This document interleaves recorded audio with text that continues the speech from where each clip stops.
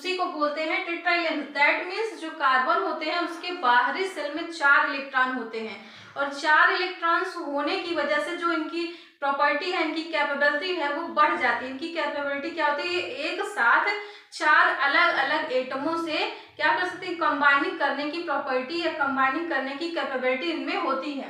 तो क्या करें, 4 electron in this outermost cell self it is capable to bonding with 4 other carbon atom or other atom. ये carbon atom से भी combine कर सकता है या कोई और एटम हो उससे भी कंबाइन कर सकता है। तो 4 एटमों से ये क्या करेगा, एक साथ कंबाइन कर सकता है। ये उसकी होती है टेट्रावैलेंसी। अगला जो आपका होता है आइसोमेरिज्म। अगला जो प्रॉपर्टी होती है आइसोमेरिज्म, कार्बन की अगली प्रॉपर्टी है isomerism.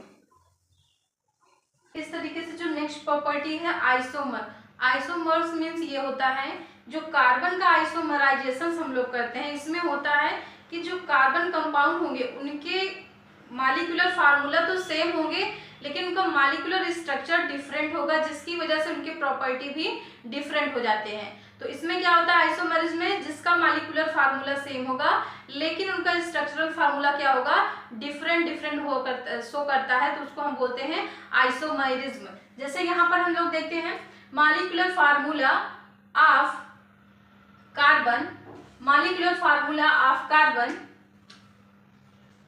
will be same while the structure and property different। तो उनका जो मॉलिक्यूलर फार्मूला होगा वो सेम होगा लेकिन उनका स्ट्रक्चर और प्रॉपर्टी क्या होगा, डिफरेंट होगा। जैसे यहाँ पे एन पेंटेन, नॉर्मल पेंटेन की बात करें तो यहाँ पर देखिए पेंटेन में कितने 5 कार्बन होते हैं और हाइड्रोजन 12 होते हैं। तो 1 2 3 4 5 हाइड्रोजन हो गए, और इस तरीके से काउंट करेंगे तो हमारे 12 हाइड्रोजन होते हैं। तो देखिए इसमें भी 5 कार्बन और 12 हाइड्रोजन है। अगर हम आइसोपेंटेन का स्ट्रक्चर बनाएं तो यहाँ पे C C C C और एक कार्बन को हमने यहाँ पे लगा दिया है, तो 5 कार्बन